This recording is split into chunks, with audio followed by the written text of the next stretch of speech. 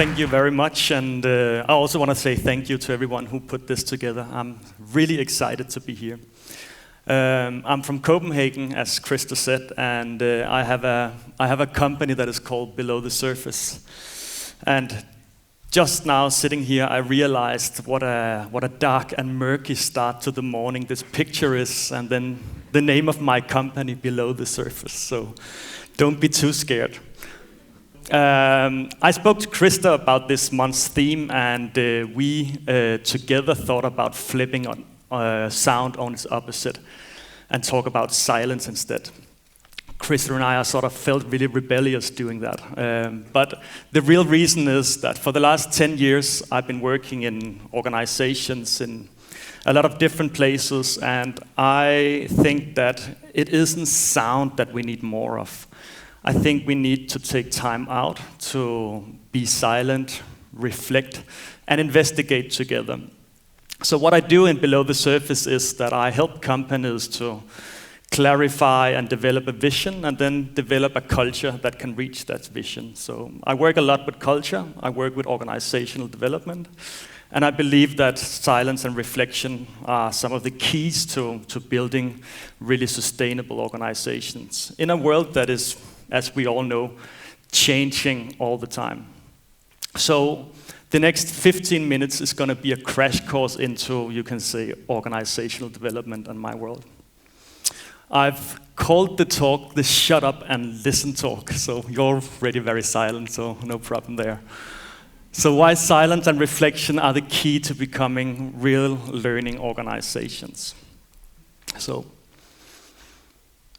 this is, in essence, what I wake up to every morning, because I do work with change and organizational change, and these are the numbers. You just have to read the big numbers. It says that 68% of all change efforts in organizations fail. And if those change efforts sort of involve a change of the culture, it's even worse, it's 81%. And in a time where things are changing faster, where the change is more disruptive, it's deeper and it's broader, then this is a real challenge to companies. And in fact, it's a challenge to anyone who wants to introduce something new at work. Doesn't matter if it's the CEO who wants to tear down the silos, make the company more collaborative, or if it's a team member who just found a new way to do things smarter. It's really difficult to introduce something new. Or if you're a creative team that wants to pitch a really innovative idea to your client, this is the challenge. And the thing is that we tend to look at change and the stuff around us as the problem. A hotel manager might look at Airbnb and say, that's really irritating. Or a taxi driver looks at Uber and says, that's a real threat.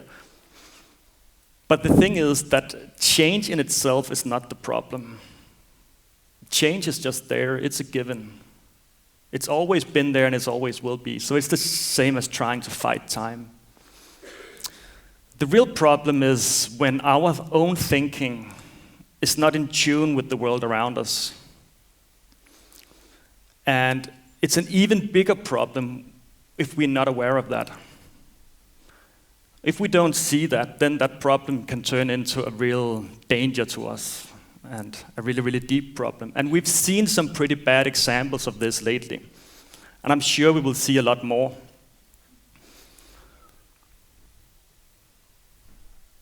A little while ago, the former CEO of Nokia handed over the company to Microsoft, and in one of his closing speeches, one of his last speeches, together with the group of managers at Nokia, actually the whole group had tears in their eyes during this speech, and the former CEO said, we did nothing wrong, but somehow we lost. We did nothing wrong. So how can an entire group of managers in one of the most successful companies in the world believe that they did nothing wrong? It might be that the entire company thought that they were doing everything right. And they probably were doing everything right according to their own ideas and logic. And that's where I think it becomes interesting, and that's where there is a real problem here, because we need to understand how an entire company can be based on a certain kind of thinking that is also completely unaligned with the world around them. And we need to understand how that logic comes about in a company and what it does to a company. So the logic sits in the culture, the beliefs and the values of a group of people. And that logic and that thinking, it basically comes about whenever a company is successful, whenever it manages to adapt and survive, then it builds lessons for the group to live by. And those lessons are integrated into the organization, into the culture. And those start to become these deep-rooted beliefs in the company. And those beliefs become second nature to us. And they become really, really strong, and they inform everything that we do in a company. And that's actually really great, because that's how you can build a really strong culture, like Apple or like IKEA, where hundreds and thousands of people are pulling in the same direction, and it's following a really successful strategy. So that's great, as long as the world remains more or less the same. Because when the world changes around us, the knowledge, the thinking, the logic, the beliefs in an organization is just the knowledge of yesterday, developed to meet the challenges of yesterday. And the thing is, these beliefs, they become so taken for granted that we rarely question them. In fact, we have a hard time seeing the roots of our own logic and what we truly base all our decisions on. So they inform everything we do. And not only do they inform everything we do, they also totally impact how we see the world, because our beliefs becomes a filter for how we interpret information from the outside. We usually say, I will believe it when I see it. But in reality, we see what we believe. So at Nokia, for example, for many, many years, they had been successful. They were a group of engineers, so they were about fixing the machine and building the best machine in the world. A better antenna, a better battery, a better keyboard, and so on. And that had really, really made them successful. So they had built an entire organization based on that logic and thinking. But we all know that a mobile phone is not just a phone, it's the access point to an entire ecosystem. And somehow they couldn't see that. They were known to say at Nokia that Apple, they just have one phone. We put out 500 different phones every year in different colors and in different forms. They just have one phone. That was their reality, and that was how that was filtered into their organization. So this is the reason why cultural change is the 81%. That culture will always have the upper hand, because it's these deep-rooted beliefs, these deep assumptions that guide everything we do.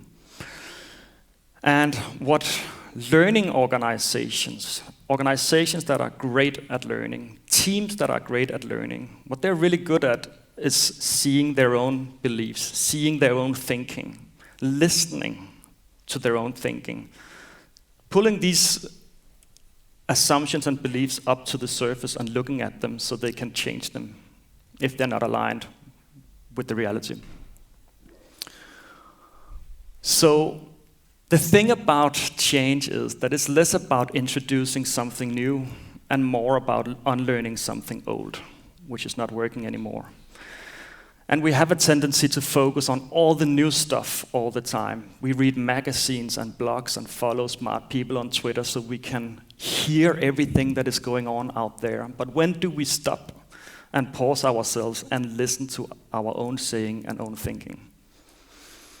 So learning organizations are good at that. And they also understand how an organization is a complex system that is guided by these fundamental beliefs. So I'm going to try and explain what a system is. Because an organization is a system like any other system. A virus is a system. A society is a system. A family is a system.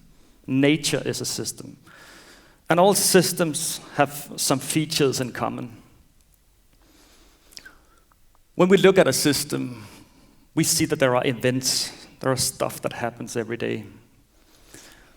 If we look at the system over time, we will see that there are patterns, and we will see that there are some underlying structures that informs these patterns. And in a human system, we'll see that at the bottom, there are these mental models, beliefs, and assumptions that keep the entire system intact.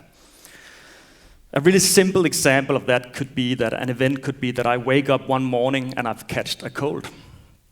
And I could put on a warm sweater, buy some ginger tea, and run off to work. Maybe if I thought a little bit about it, I would realize that there are some patterns here.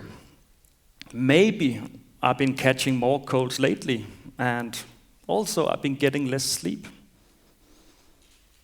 And if I think a little bit closer and deeper, it might be that I see that there are some structures underneath. Maybe I'm stressed at work. Maybe I find it difficult to access healthy food.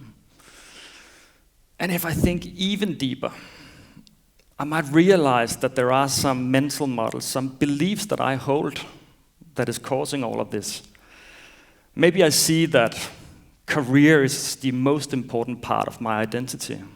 That's why I keep working and allow myself to be stressed. Or I just find that rest, I can rest when it gets Christmas. During Christmas holiday, I can relax and rest. So you might see that I can never fix this problem on the surface if I'm not able to change my fundamental beliefs. And this is the thinking that I try to introduce in companies. A little while ago, I worked with a company in Copenhagen, and they were very passionate about collaboration, and they really believed that collaboration would be the key to really produce great work and collaborate with their clients. And they're always curious about new tools and methods for collaboration. They bring in speakers and people like that. But at one point, they realized that in several of their teams, they have a real problem around collaboration. There are certain teams that don't function well and don't collaborate, and people actually hold back important information and doesn't share it with the rest of the team. And it's a real problem for some of their projects. So we started investigate and look into their iceberg. And we saw that there were some patterns that in these teams that were less collaborative, they were also more competitive internally against the other team members. And we inquired further and saw that actually everyone in this company have individual performance goals. How much do you sell? How well do you perform? And your review and so on. And actually, with those things in place, it would be logical to compete against one another. So we started to think deeper. What would someone who puts individual performance goals in place actually believe? Would he or she believe that people needs to be controlled, can't be controlled? Would you believe that if you don't hold people accountable, they'll just be lazy? We knew that that wasn't the fact. We know that in this company that if you put a really interesting assignment challenge in front of people, they really, really go at it. But still we were living this old belief somehow. So by changing that belief, we could also put in place team goals instead. Or maybe take away the team goals and just have company-wide goals. And if we can't change that fundamental belief, it doesn't matter how many methods that are called agile or user-centered design or whatever, it won't help us collaborate. And so, it is the 90% below the surface that will sink our ship. It's also in this space that we find the opportunity to create real and lasting change. And that takes time, and it takes the ability to reflect together. So I just included a small guide that you can bring back with you, and it just has a few sort of guiding questions that can help you sort of crawl down through the iceberg. And you can do it alone, with a challenge you're sitting with. So what just happened? What is the event or behavior that you're focusing on? What trends have there been over time? What have influenced the patterns? What beliefs keeps the system in place? You can also bring it back with you and work with a team or with your entire organization. You can also bring it back with you and try with your family if you have a real problem back at home. I'm not going to guarantee that it works at home, but you can try. I find it a very useful model if you want to understand the complexity of organizations. So, another thing that learning organizations do really well, and if you want to bring this kind of thinking into a team, there's another fundamental thing we need to be good at, that we spend far too little time understanding. And that's dialogue. Because it doesn't matter what model you choose for your organizational change or development project. It's all going to come down to people talking to one another. And in fact, we need to understand our culture in order to learn in organizations. And the only way we can access the culture in a company is through dialogue, us having a conversation, listening to one another.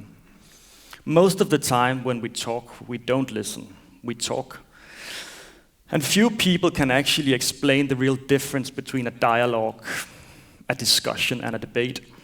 Most people would say that dialogue is like a nice conversation compared to a less nice conversation. So I'm going to explain really, really clearly what the difference is so you know. So when we're in a conversation, at one point, we can be in a meeting or whatever, and at one point we're going to come to a point where we disagree or understand things differently, or we have an important choice to make together as a group. So it could be called a point of deliberation. And what happens in most meetings that I'm part of is that we start a discussion. We start explaining how we see the problem. We start explaining our opinion. And actually what we do is we start to convince the rest of the group, and we start a small competition. And then we're in discussion mode. And the thing about discussion is that we think we can convince other people, but we will always see things differently, because that's how we work as human beings. So usually discussions either end or get more heated, and they turn into dialectic, which is all about exploring differences, really carving into the differences. And we end up in what could look like the American sort of two-party system, and what we just witnessed in the US, a true debate, where we try to resolve things by sticking to our own logic and actually beat our opponent down. And the only thing we create here is more distance between us. And that's the last thing you want in an organization. You want alignment. So what you want and what you need in order to enter dialogue is to shut up and listen. With a more fancy word, you can call it suspension. You sort of take a step back. And you use that moment to listen internally and sort of go, how is this impacting me? Am I being provoked? Am I getting angry? Am I getting inspired? What do I feel? And with that, we can start to accept that, in fact, there are different opinions and different perspectives. And that's a huge opportunity to understand and try to understand the iceberg in this group. So when we're there, we can enter dialogue. And dialogue is about inquiring into the differences and understand what is actually underneath these viewpoints. What fundamental assumptions, what fundamental beliefs are in this group. And when we start listening and inquiring, that's where we start to build a common ground. Not agreeing, but a common ground. A place we can all stand and belong to. And we can enter into something sweet. And I don't know if you've been there. I'm sure sometimes you've been in this great group feeling. It could be called a meta-log. And that is where we can start to think as an entire group. And we can start to build new shared assumptions and exchange our assumptions. And that's where we build new culture. And on those new beliefs and assumptions and culture, we can build a different system and some different structures and some different strategies. in a company. And this sounds simple perhaps, but you might go, and how do I do that? I mean, our meetings are like, oh my God. I mean, for the last 10 years, most of my job has been about leading dialogue. So I also work as a facilitator. That means that I plan, design, and lead meetings, workshops, and longer processes. So I have trained in this. And now I train others in leading meetings and leading workshops. And when I sit at a dinner party, in fact, I did this about a week ago, and people then ask you politely, so what do you do? And I go, well, I work with learning, organization, dialogue, facilitation. I just see people get a bit long in their faces, and sort of the excuse is to go, cheers everyone, and everyone raises their glasses, and my neighbor turns to the other side and says, what do you do? And she's sort of off the hook. So it's difficult to explain because it's not something that we are that familiar with. So I was truly excited when I read a Swedish business paper, Veckans Affärer, just about 3 or 4 days ago, so 3 days after that dinner party, and you know what it said? It said that one of the 10 hottest jobs in 2017 is going to be Teams facilitator. Can you believe that? Do you know what some of the other jobs were? Artificial intelligence coach. Drone traffic controller. Organizational flexibility manager. And team facilitators up there. So I'm pretty excited about the future. I'm pretty optimistic, at least for Sweden. And the 81% of cultural change that never works, maybe, just maybe, we're starting to get it.